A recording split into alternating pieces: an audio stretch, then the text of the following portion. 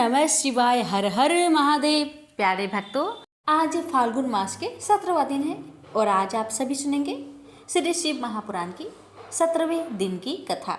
ऋषिगण बोले, हे महामुनि, हमने पहले सुना है कि भगवान शिव को अर्पित किया गया नैवेद्य आग्रह होता है, अतएव नैवेद्य के विषय में निर्णय और बेलपत्र का महात्म्य भी कहिए। सूत जी बोले, हे मुनियों, अब आप सब सावधानी से सुने। मैं प्रेम पूर्वक सब कुछ कह रहा हूँ।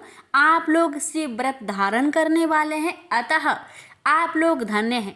जो शिव का भक्त, पवित्र, शुद्ध, सद्व्रती तथा दृढ़ निश्चयी है, उसे शिव नैवेद्य अवश्य ग्रहण करना चाहिए और आग्रह भगवान का त्याग कर देना चाहिए। शिव नैवेद्य को देखने मात्र से ही सभी पाप दूर हो जाते हैं और शिव का नैवेद्य भक्षण करने से तो करोड़ों पुण्य स्वतः आ जाते हैं। 1000 यज्ञ की बात कौन कहे, अबूर्द यज्ञ करने से भी वह पुण्य प्राप्त नहीं हो पाता जो शिव नैवेद्य खाने से प्राप्त हो जाता है। शिव का नैवेद्य खाने से तो शिव सायुज्य की प्राप्ति भी हो जाती है।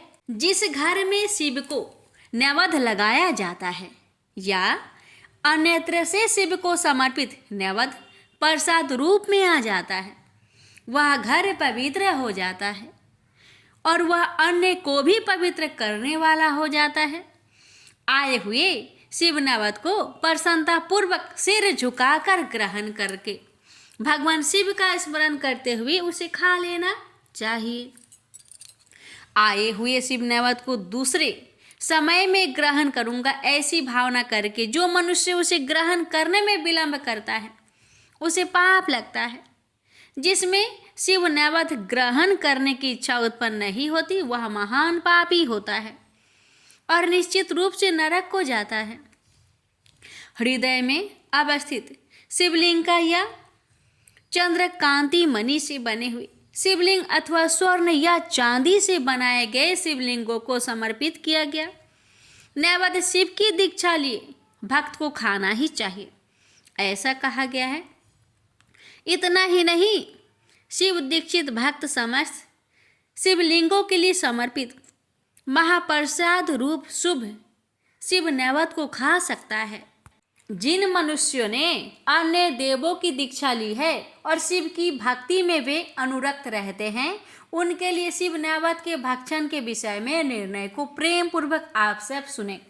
हे ब्राह्मणों, शालिग्राम में उत्पन्न शिवलिंग, रसलिंग, पारदलिंग, पाषाणलिंग, रजतलिंग, स्वर्णलिंग, देवों और सिद्ध मुनियों के द्वारा प्रतिष्ठित शिवलिंग, केसर के बने हुए लिंग, अष्टपिक लिंग, रत्नलिंग और ज्योतिर्लिंग आदि समस्त शिवलिंग के लिए समर्पित नैवेद्य का भक्षण करना चंद्रायन व्रत के समान फल देने वाला कहा गया है। यदि ब्रह्म हत्या करने वाला भी पवित्र होकर शिव का पवित्र निर्माल्य धारण करता है और उसे खाता है, उसके संपूर्ण पाप शीघ्र ही नष्ट हो जाते हैं। जहाँ चंड का अधिकार हो, वहाँ शिवलिंग के लिए समर्पित नैवेद्य का भक्षण मनुष्य को नहीं करना चाहिए। जहाँ चंड का अधिकार ना हो, वहाँ भक्ति पूर्वक भक्षण करना चाहिए। बाणलिंग, लोहलिंग, सिद्धिलिंग, स्वयंभूलिंग और अन्य समस्त प्रतिमाओं में चंड का अधिकार नहीं होता। जो विधि पूर्वक शिवलिंगों को स्नान कराकर उस स्नान जल को 3 बार पीता है, उसके समस्त पाप शीघ्र ही नष्ट हो जाते हैं। चंड के द्वारा अधिकृत होने के कारण आग्रह शिव नैवेद्य पत्र, पुष्प, फल और जल यह सब शालग्राम शिला के स्पर्श से पवित्र हो जाता है। हे मुनीश्वरों, शिवलिंग के ऊपर जो भी द्रव चढ़ाया जाता है वह आग्रह है और जो लिंग के स्पर्श से बाहर है उसे अत्यंत पवित्र जानना चाहिए। हे मुनि श्रेष्ठों, इस प्रकार मैंने शिव नैवेद्य का निर्णय कह दिया। अब आप सब सावधानी से बेलपत्र के महात्म्य को आदर पूर्वक सुने। बेल वृक्ष तो महादेव स्वरूप है, देवों के द्वारा भी इसकी स्तुति की गई है। अतः जिस किसी प्रकार से उसकी महिमा को कैसे जाना जा सकता है। संसार में जितने भी प्रसिद्ध तीर्थ है वे सब तीर्थ बेल्व के मूल में निवास करते हैं। जो पुण्य आत्मा बेल्व वृक्ष के मूल में लिंग रूपी अव्यय भगवान महादेव की पूजा करता है वह निश्चित रूप से शिव को प्राप्त कर लेता है। जो प्राणी बेल वृक्ष के मूल में शिव जी के मस्तक पर अभिषेक करता है वह समस्त तीर्थों में स्नान करने का फल प्राप्त कर पृथ्वी पर पवित्र हो जाता है। इस बेल वृक्ष के मूल में बने हुए उत्तम थालों को जल से परिपूर्ण देखकर भगवान शिव अत्यंत प्रसन्न होते हैं। जो व्यक्ति गंध पुष्प आदि से बेल वृक्ष के मूल का पूजन करता है वह शिवलोक को प्राप्त करता है और उसके संतान और सुख की अभिवृद्धि होती है। जो मनुष्य बेल वृक्ष के मूल में आदर पूर्वक दीपमाला का दान करता है वह तत्व ज्ञान से संपन्न होकर महादेव के सानिध्य को प्राप्त हो जाता है। जो बेल्व शाखा को हाथ से पकड़कर उसके 9 पल्लवों को ग्रहण करके बेल्व की पूजा करता है वह समस्त पापों से मुक्त हो जाता है। जो पुरुष भक्ति पूर्वक बेल वृक्ष के नीचे एक से भक्तों को भोजन कराता है उसे करोड़ों मनुष्य को भोजन कराने का पुण्य प्राप्त होता है। जो बेल वृक्ष के नीचे दूध और घी से युक्त अन्य से भक्तों को प्रदान करता है वह दरिद्र नहीं रह जाता। हे ब्राह्मणों, इस प्रकार मैंने सांगोपांग शिवलिंग के पूजन विधि को कह दिया है। इसमें भी प्रवृत्तों और निवृत्तों के लिए 2 भेद हैं। प्रवृत्ति मार्गियों के लिए पीठ पूजा इस भूतल पर संपूर्ण अभिष्ट वस्तुओं को देने वाली होती है। परवृत्त पुरुषों को चाहिए कि सुपात्र गुरु आदि के द्वारा ही सारी पूजा संपन्न करे। शिवलिंग का अभिषेक करने के पश्चात अगहनी अन्न से नैवेद्य लगाना चाहिए। पूजा के अंत में उस शिवलिंग को किसी शुद्ध पूठ डिब्बे में रख देना चाहिए अथवा किसी दूसरे शुद्ध घर में स्थापित कर देना चाहिए। निवृत्ति मार्गी उपासक के लिए हाथ पर ही शिव पूजा का विधान है। उन्हें भिक्षा आदि से प्राप्त अपने भोजन को ही नैवेद्य रूप में अर्पित करना चाहिए। निवृत्ति मार्गियों के लिए परात पर सूक्ष्म लिंग ही श्रेष्ठ बताया गया है। उन्हें चाहिए कि विभूति से ही पूजा करे और विभूति का ही नैवेद्य शिव को प्रदान करे। पूजा करने के पश्चात उस विभूति स्वरूप लिंग को सिर पर सदा धारण करना चाहिए। ऋषिगण बोले, हे महाभाग व्यास शिष्य सूत जी, आपको नमस्कार है। अब आप परम उत्तम भस्म महात्म्य का विस्तार पूर्वक वर्णन कीजिए। भस्म महात्म्य, रुद्राक्ष महात्म्य तथा उत्तम नाम महात्म्य, इन तीनों का परम प्रसन्नता पूर्वक प्रतिपादन कीजिए और हमारे हृदय को आनंदित कीजिए। सूत जी बोले, हे महर्षियों, आप लोगों ने बहुत उत्तम बात पूछी है। यह समस्त लोगों के लिए हितकारक विषय है। आप लोग महाधन्य पवित्र तथा अपने कुल के भूषण स्वरूप है। इस संसार में कल्याणकारी परम देव स्वरूप भगवान शिव जिनके देवता हैं, ऐसे आप सबके लिए यह शिव की कथा अत्यंत प्रिय है। वे ही धन्य और कृतार्थ है। उनका ही शरीर धारण करना भी सफल है और उन्होंने ही अपने कुल का उद्धार कर लिया है। जो शिव की उपासना करते हैं, जिनके मुख में भगवान शिव का नाम है, जो अपने मुख से सदा शिव शिव इस नाम का उच्चारण करते रहते हैं, पाप उनका उसी तरह स्पर्श नहीं करते जैसे खदीर वृक्ष के अंगार को छूने का साहस कोई भी प्राणी नहीं कर सकता। हे शिव, आपको नमस्कार है। श्री शिवाय नमस्तुभ्यम। जिस मुख से ऐसा उच्चारण होता है वह मुख समस्त पापों का विनाश करने वाला पावन तीर्थ बन जाता है। जो मनुष्य प्रसन्नता पूर्वक उस मुख का दर्शन करता है उसे निश्चय ही तीर्थ सेवन जनित फल प्राप्त होता है। हे ब्राह्मणों, शिव का नाम, विभूति, भस्म तथा रुद्राक्ष ये तीनों त्रिवेणी के समान परम पुण्य वाले माने गए हैं। जहाँ ये तीनों शुभतर वस्तुएं सर्वदा रहती है, उसके दर्शन मात्र से मनुष्य त्रिवेणी स्नान का फल पा लेता है। जिसके शरीर में भस्म, रुद्राक्ष और मुख में शिव नाम ये तीनों नित्य विद्यमान रहते हैं, उसका पाप विनाशक दर्शन संसार में दुर्लभ है। उस पुण्य आत्मा का दर्शन त्रिवेणी के समान ही है। त्रिवेणी इन दोनों में रच मात्र भी अंतर नहीं है। ऐसा जो नहीं जानता वह निश्चित ही पापी है, इसमें संदेह नहीं है। जिसके मस्तक पर विभूति नहीं है, अंग में रुद्राक्ष नहीं है और मुख में शिवमयी वाणी नहीं है, उसे अधम व्यक्ति के समान त्याग देना चाहिए। भगवान शिव का नाम गंगा है, विभूति यमुना मानी गई है तथा रुद्राक्ष को सरस्वती कहा गया है। इन तीनों की संयुक्त त्रिवेणी समस्त पापों का नाश करने वाली है। बहुत पहले की बात है, हितकारी ब्रह्मा ने जिसके शरीर में उक्त ये तीनों त्रिपुंड रुद्राक्ष और शिव नाम संयुक्त रूप से विद्यमान थे, उनके फल को तुला के पलड़े में एक और रखकर त्रिवेणी में स्नान करने से उत्पन्न फल को दूसरे और के पलड़े में रखा और तुलना की तो दोनों बराबर ही उतरे। अतएव विद्वानों को चाहिए कि इन तीनों को सदा अपने शरीर पर धारण करें।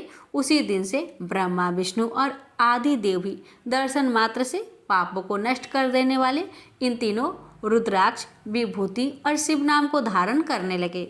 ऋषिगण बोले, हे सुब्रत, भस्म, रुद्राक्ष और शिव नाम इन तीनों को धारण करने से इस प्रकार उत्पन्न होने वाले फल का वर्णन तो आपने कह दिया है, किंतु अब आप विशेष रूप से उनके महात्म्य का वर्णन कीजिए।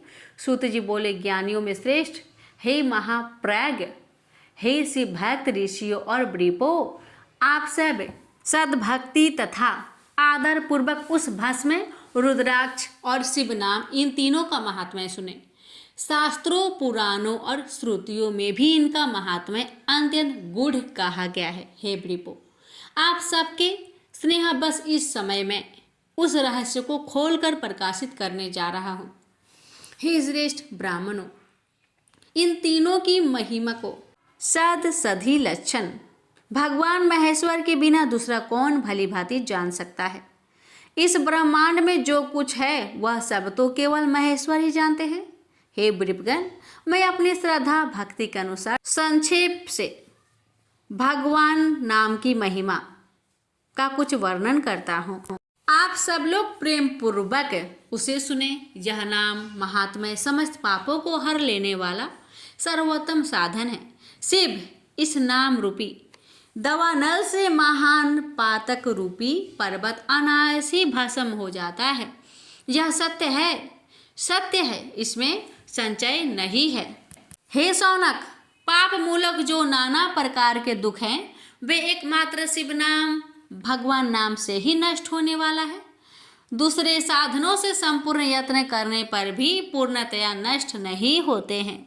जो मनुष्य इस भूतल पर सदा भगवान शिव के नामों के जप में ही लगा हुआ है, वह वेदों का ज्ञाता, वह पुण्य आत्मा है, वह धन्यवाद का पात्र है तथा वह विद्वान माना गया है।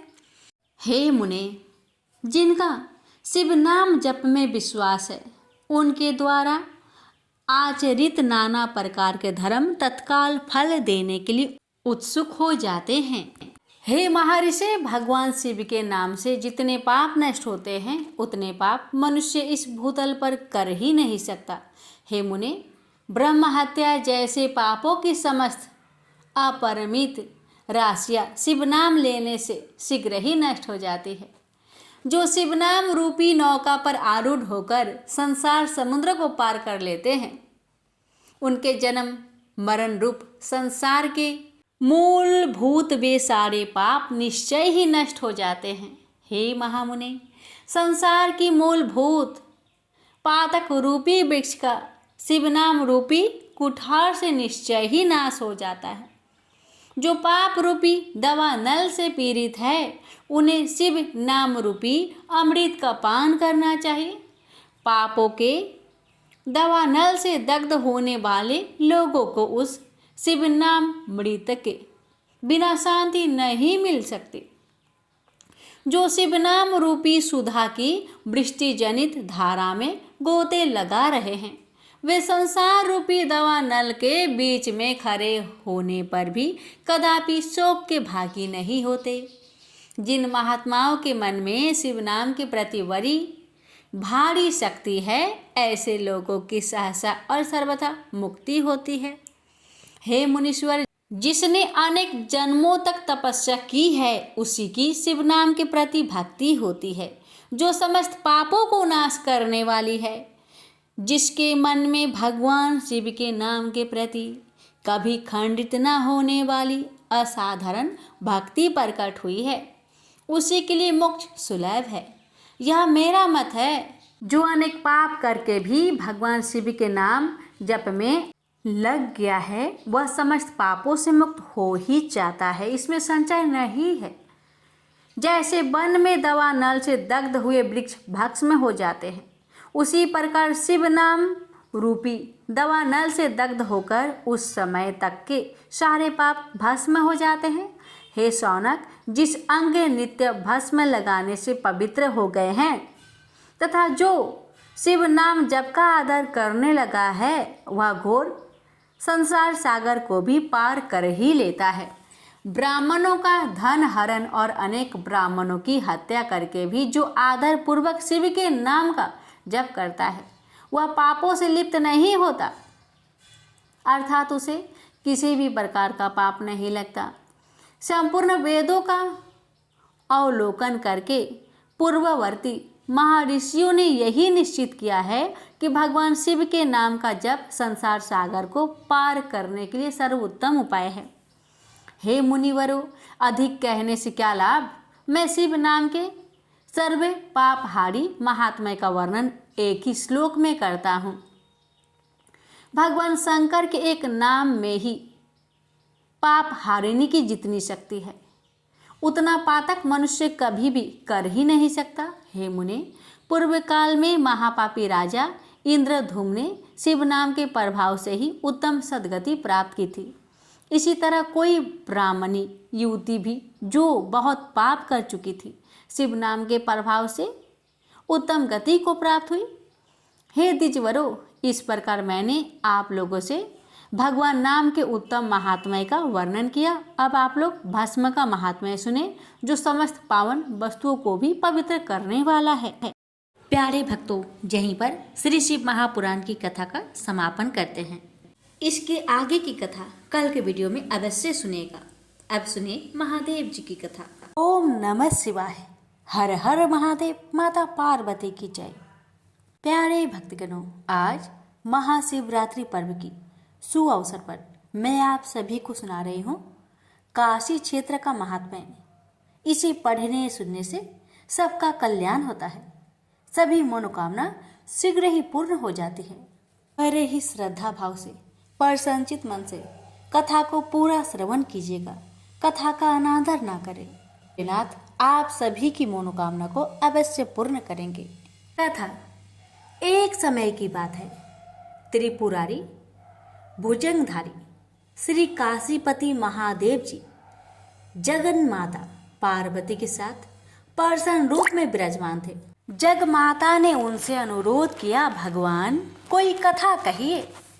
इस पर भगवान भूत भावन किंचित मुस्कुराए और बोले, हे पार्वती सुनो, पूर्व समय में कुसमांड नामक एक ऋषि का पुत्र मंडप नाम से विख्यात था। बाल्यकाल में ही कुसंगति के कारण पाप कर्म में लीन हो गया था।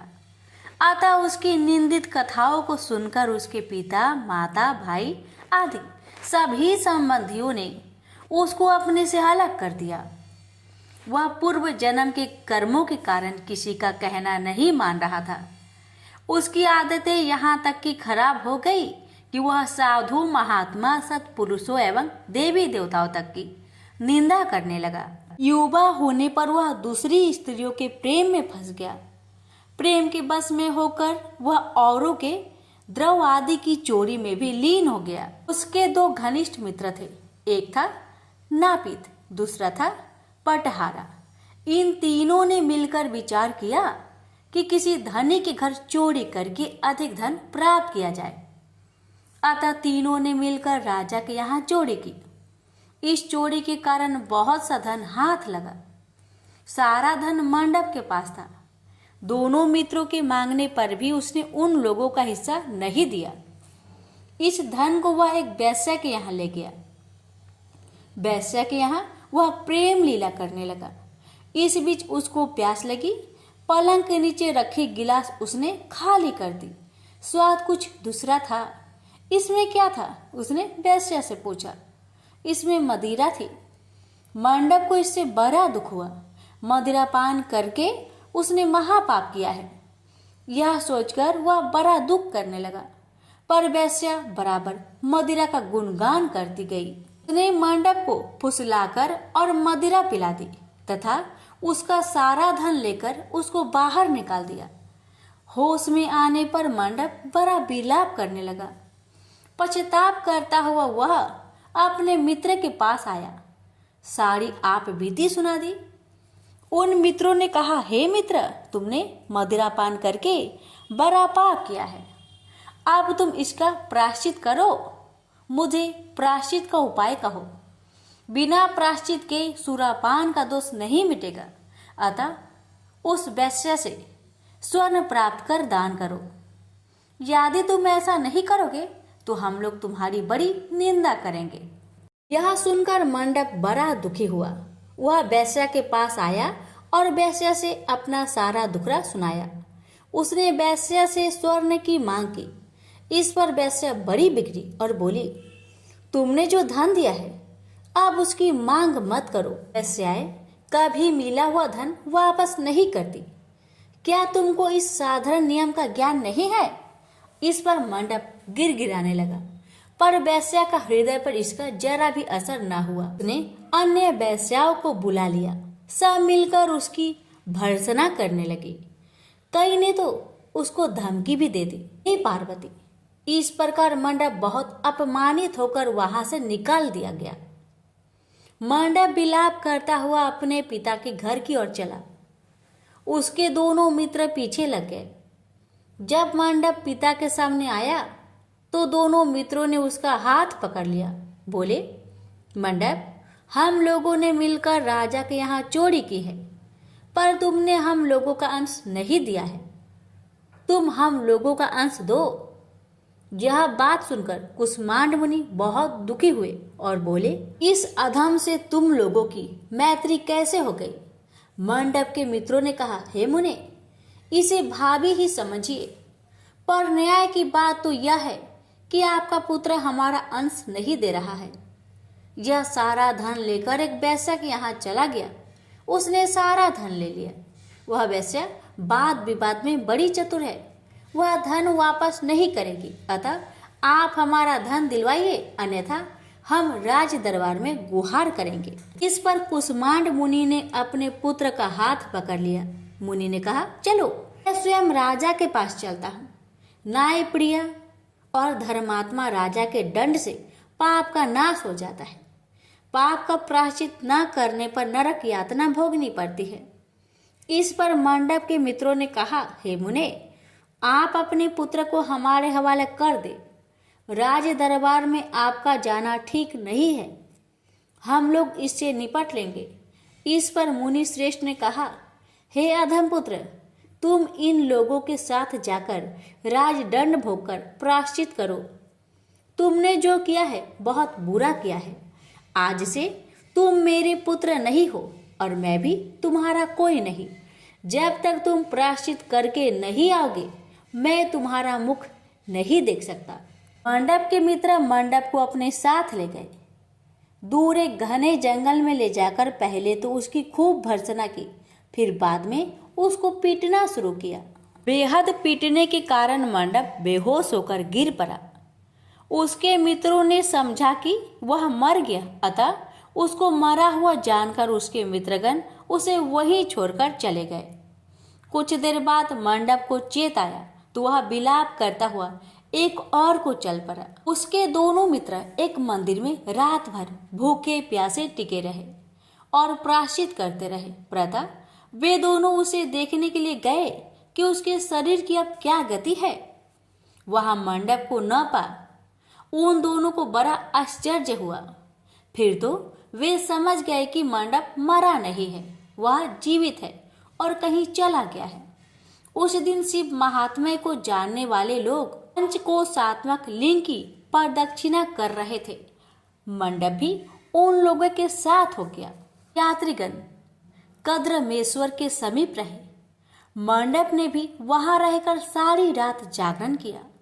सब यात्रियों ने उसको साधु मान लिया और वह इस बात को भी मान गए कि वह परम शिव कुष्मांड का पुत्र मंडप है। मंडप शिव व्रतधारी परम शिव साधु के रूप में मान लिया गया। मंडप ने शंकर प्रतिमा के समक्ष नृत्य और भजन प्रारंभ कर दिया। सज्जनों ने उसकी भक्ति देखकर उसका बड़ा आदर किया। मंडप भी सत्संग से परम भक्ति भाव वाला हो गया। अब उसको ज्ञान हो गया कि शिव भक्ति के प्रताप से ही उसका इतना आदर हो रहा है। वह सबका प्रिय हो गया। साथ ही भोजन धन्य धान्य श्रद्धा भी मिल रही है। मंडप चंडिका देवी के मंदिर में आया। वहां काशी के धार्मिक सज्जनों द्वारा भीम चंडी की पूजा हो रही थी। मंडप का वहां बड़ा आदर किया गया। रात्रि में मंडप ने क्षेत्र महात्म्य कहा और सुना। इसके बाद शिव भक्तों और विष्णु भक्तों ने मिलकर कीर्तन किया। मंडप ने इस नित्य कीर्तन में प्रमुख भाग लिया। इससे प्रसन्न हो सबने मंडप की भूरी भूरी प्रशंसा की। इस प्रकार मंडप का मन शिव में लग गया। हे पार्वती, इस प्रकार मंडप मेरे क्षेत्र की प्रदक्षिणा करने लगा। ब्रह्म हत्या, सुरापान और चौड़े कर्म आदि पापों से छुटकारा पाने के लिए मेरी स्तुति करने लगा। इस प्रकार की आराधना से वह सारे पापों से मुक्त हो गया।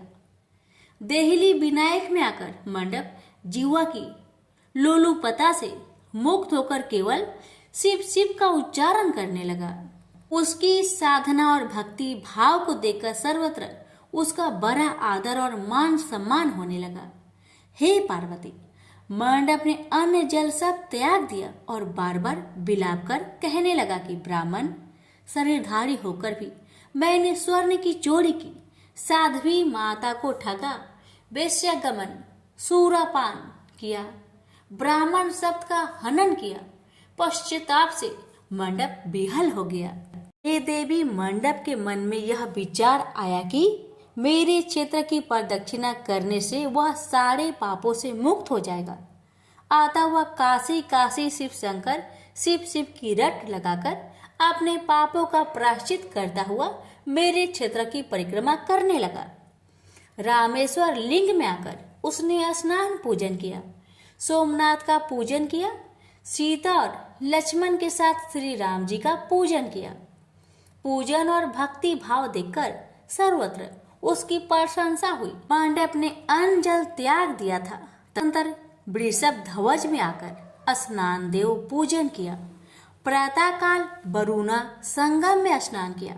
मुझे पूछता हुआ वह मेरे मंदिर आया। उसने आकर बड़ा दान पुण्य किया। संतोष मंडप ने साष्टांग प्रणाम किया। वह अनेक महात्मा उपस्थित थे। हे पार्वती, मंडप सबके आगे हाथ जोड़कर खड़ा हो गया और पूछने लगा, हे महात्माओं, मैंने बड़े बड़े पाप किए हैं। आप लोग कृपया यह बतलाइए कि इन पापों से मेरा छुटकारा किस प्रकार होगा। सभी महात्माओं ने कहा, हे मंडप, तुम शिव शक्ति केशव के भक्त हो गए हो। पंचक्रोशात्मक लिंग प्रदक्षिणा से और शिव कीर्तन से तुम्हारे सारे पाप नष्ट हो गए हैं। इस प्रकार सुन मंडप ने कहा, हे सदस्य गणों, पिताजी ने तो मुझको घर से निकाल दिया है। अब मैं अपने घर कैसे जाऊं और हे मुनि श्रेष्ठों, पिता को कैसे अपना मुख दिखलाऊं। इस पर सबने कहा, अब तुम्हारे सारे पापों का प्रायश्चित हो गया है, तुम सहर्ष घर जा सकते हो। हे पार्वती। इस प्रकार मंडप अपने पिता के घर के सामने आया और शिव शिव शंभो शंभो महादेव महादेव का उच्चारण करने लगा। स्वर सुनकर कुष्मांड मुनि ने अपनी पत्नी से कहा, हे प्रिय, देखो तो कौन द्वार पर शिव का उच्चारण करता हुआ हमें परम सुख दे रहा है। शिव नाम की अमृत वर्षा कौन कर रहा है। मुनि पत्नी ने द्वार पर अपने पुत्र को देखा। हे पुत्र, तुम्हारा आना कैसे हुआ। मंडप ने कहा, हे माता, आपको और पिताजी को महात्मागण बुला रहे हैं। यह सुनकर मंडप की माता अपने पति के पास आई और उनसे सारा वृत्तांत कहा। हे पूज्यवर, आपका पुत्र शिव का नाम रट्टा हुआ द्वार पर उपस्थित है। उसका कहना है कि प्रायश्चित करके वह पवित्र हो गया है। सदस्यगण आपको बुला रहे हैं, वे प्रायश्चित का प्रमाण देंगे। कुष्मांड मुनि दरवाजे पर आए। उन्होंने रुद्राक्षधारी शिव भक्त मंडप को देखा। तुम क्यों आए हो। थोड़े से प्रायश्चित से बड़े पाप का नाश नहीं होता है। मंडप ने कहा, हे पिताजी, इसमें कोई संदेह नहीं है कि मैंने बड़े पाप किए हैं। इतना होने पर भी महात्मागण आपको बुला रहे हैं। मुनि अपनी पत्नी के साथ महात्माओं के पास आए। महात्माओं ने एक स्वर से कहा, हे मुनिवर, आपका पुत्र समस्त पापों से मुक्त हो गया है। कुष्मांड ऋषि ने पूछा, हे मुनि श्रेष्ठो, किस आधार पर आपकी दृष्टि में मेरा पुत्र पाप मुक्त हो गया है। इसने तो बड़े बड़े पाप किए हैं।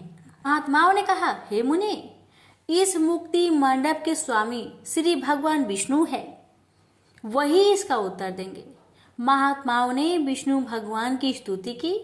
इस पर आकाशवाणी हुई, हे स्तुति करने वाले महात्माओं, यह महापापी मंडप जो कुष्मांड मुनि का पुत्र है, अब अपने पापों से मुक्त हो शुद्ध हो गया है। यह साधु संतों के साथ शिव शंकर के क्षेत्र की परिक्रमा कर चुका है। अब कुष्मांड मुनि इसे ग्रहण कर सकते हैं। इस प्रकार हे पार्वती, मंडप को कुष्मांड मुनि आदर पूर्वक अपने घर ले गए। इस कथा को सुनकर माता पार्वती परम प्रसन्न हुई। बोली, प्रभु, आपने यह महत्वपूर्ण कथा कही, इससे कलयुग में प्राणियों का बड़ा भला होगा। कृपा कर इस पर कुछ और प्रकाश डाले। इस पर शिवजी बोले, हे पार्वती, अब तुम भैरव जी की कथा सुनो। इस पर भैरव जी प्रकट हुए और बोले, त्रेता युग में समदर्शी सांडल्य नाम का एक ब्राह्मण था। वह महापंडित था। उसकी पुत्री का नाम विशालाक्षी था। वह अति सुंदरी थी। बाल्यकाल में ही उसके पिता ने उसका विवाह कर दिया। विवाह के बाद भी वह अपने पिता के घर पर रहती थी। वह युवा हो गई। युवा अवस्था होने पर भी उसका पति न आया, अतः सांडिल्य ब्राह्मण की कन्या पाप रहता हो गई। इस कन्या ने काशी में बड़े पाप किए। सुंदरी होने के कारण दूर दूर के युवक उसके पास आने लगे। एक समय की बात है, बड़े बड़े पापों को नष्ट करने वाली पंचक्रोशी यात्रा के मार्गियों देखकर वह विचारने लगी कि इस लोगों को पाप रट किया जाए। उस रात यात्रीगण दुर्गा कुंड पर रुके थे। विशालाक्षी धन के लोभ से वहां गई। वहां भजन कीर्तन कर स्वयं रचाया। यात्री उसका भक्ति भाव देखकर प्रसन्न हुए और उसे वैष्णवी समझ बड़ा दान पुण्य किए। इस लोभ के कारण वैश्या विशालाक्षी यात्रियों के साथ हो गई। कर्म मेदेश्वर दहलीज रामेश्वर में उसने निवास किया और वरुणा संगम में स्नान किया। यात्रियों द्वारा उसने काशी महात्म्य की कथा भी श्रवण की। इस सत्संग समागम से विशालाक्षी की आंखें खुल गई। उसने अपने पर बड़ा पश्चाताप किया। यात्रियों का सारा धन उसने लौटा दिया और पाप से अलग होने का निर्णय कर लिया। उसने महात्माओं से पूछा, हे देवताओं, मैं बड़ी पापिनी हूँ, कृपया मेरी मुक्ति का उपाय कहिए। इस पर महात्माओं ने कहा, देवी, तुम धन्य हो, तुमको पापों से भय नहीं करना चाहिए। तुमने काशी क्षेत्र की प्रदक्षिणा की है, अब तुम हमारे साथ प्रदक्षिणा जारी रखो। विशालाक्षी ने उपयुक्त वचनों पर विश्वास किया। वह महात्माओं के साथ हो गई। 5वें दिन सभी यात्री वृषभ खंड में रहे, वह भी उन्हीं के साथ रही। सभी ने वरुणा संगम में स्नान किया और आदि केशव का पूजन किया। विशालाक्षी मुक्ति मंडप में आई। उसने बड़े भक्ति भाव से शिव शंकर की पूजा की। इस प्रकार विशालाक्षी सभी पापों से मुक्त हो गई। उसके पिता सांडल्य ने बड़े आदर के साथ उसे अपने घर में स्थान दिया। वह इस प्रकार पवित्र हो गई। भैरव जी बोले, हे पार्वती, यह काशी क्षेत्र का महात्म्य है। इसे पढ़ने, सुनने, सुनाने से सबका कल्याण होता है। प्रेम से बोलिए हर हर महादेव। माता पार्वती की जय। भैरवनाथ की जय।